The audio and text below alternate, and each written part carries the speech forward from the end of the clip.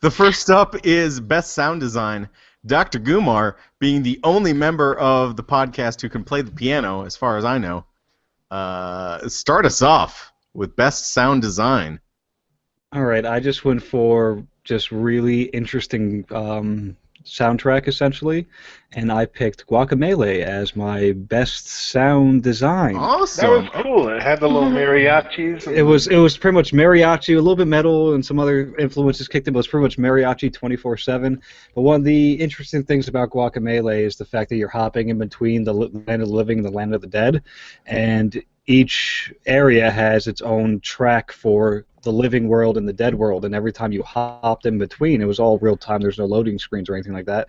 The track would change, but it would still stay concurrent with how the sound is going. So they're only off by a little bit, like the Cavern de Pollo sound, the music for the Land of the Living and the Land of the Dead are very, very similar, except when you switch in between, it's like it's one contiguous song as opposed to it being just switching and then starting the next track and then going back and forth. So you're never out of the actual the music, and I enjoy that. It was very good. Awesome. Guacamelee. Guacamelee. If you like some mariachis, man, that's the soundtrack to go for. It's really, really good. Yeah, I actually purchased the soundtrack in a group with a bunch of other things. I think there's like 30 tracks or some shit like that, 37 tracks. So it's a really, really diesel soundtrack. Nice. Yeah. Blue, tell me what the best sound design of the year was. I feel kind of like a jackass now because that was super articulate and had some amazing reasoning behind it. Don't worry. When you get to the other categories, I'm like, fuck this thing, and you can be articulate. We'll take turns. I just went with what moved me personally. I went with just DMC Devil May Cry because it's mostly just pretty hardcore, fast-paced, just heavy stuff. Mostly Zombie Christ. It was dope. It had some amazing ass music. And it fits really well. It was incredible. Well. Yeah, and some of the levels even kind of moved with it.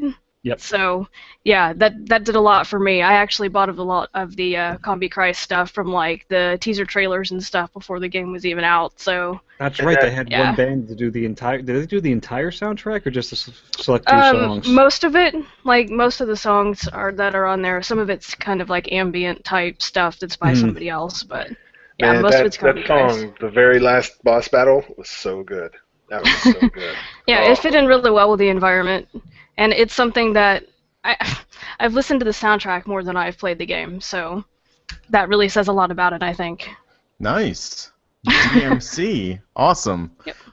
Sunflower, what's the best soundtrack this year? The best sound design? Sound design, because if it was just soundtrack, I would also agree with Blue and say it was DMC. But I did No love for the mariachi, I understand. No love. No I kind of took the question not in the right direction, I guess. No, you're good. Whatever moves you, that's the whole point. Yeah. And I'm going to go with a game that's probably going to get ignored this year, but Monaco, beautiful soundtrack and beautiful sound.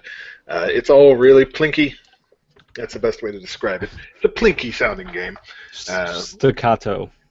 Little bling bling bling bling. And for some reason, it fit the game really awesomely. And anyone who's played Monaco really likes how it sounded.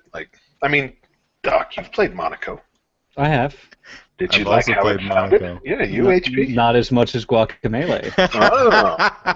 Well, I like the plinky sound. A lot of the indie games this generation have really been doing well with the soundtracks. Even, God, who did the Fez soundtrack? He's even on Phil Fish. No. He's the worst part of Fez. What the fuck? I'll look it up in a minute. All right. But he did 6 games this year, and they're all Disaster Piece. Disaster Piece did 6 games this year, and they're all really, really great. So even the indie games are really stepping up with their music selections. Yeah. From 2012, there were lots of good indie games with good soundtracks as well. But yeah, Monaco, man, it fit real well, and it had people recording their own. I think they actually had fans record some kind of voices, because if you beat somebody up, you'd hear a little scuffle, and you hear and a lot of hearing things through walls, which was kind of cool. So I liked it. It was cool, and everyone should listen to Monaco when they play. It's a good plan. That's the best plan. Yes.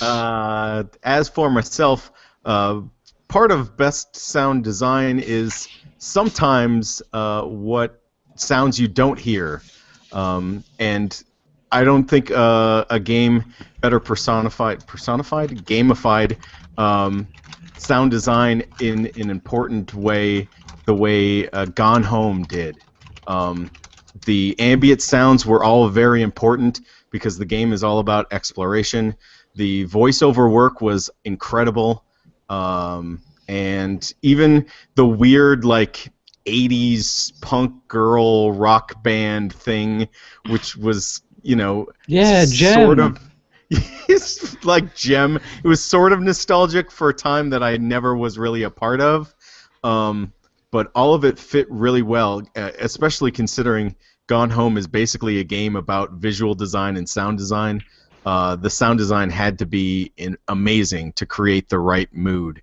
And I It think was actually a candidate for mine, so I'm glad that you are mentioning it. Yeah, covering our Yeah, bases. I was debating voiceover work and everything, but then by default, Beyond Two Souls would win simply because William Dafoe. Same thing with new character because William Dafoe. There was a firefight. Yeah. Um, For the record, yeah. I just talked about Guacamelee, and some guy named Mr. Luchador just subscribed to me on YouTube. So I don't know if that's a coincidence, but that's awesome. He's a cool guy.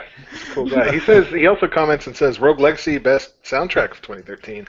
I played a lot of Rogue Legacy, but it eventually wore on me, so I had to mute it. Like I played a lot. Yeah, of Rogue Legacy. I played it a lot too, and after a while, it just kind of goes by because you play a It lot. turned into a bit much, but it was very nice. I liked it a lot. Yeah, so that's Best Sound Design 2013. Let's move right along.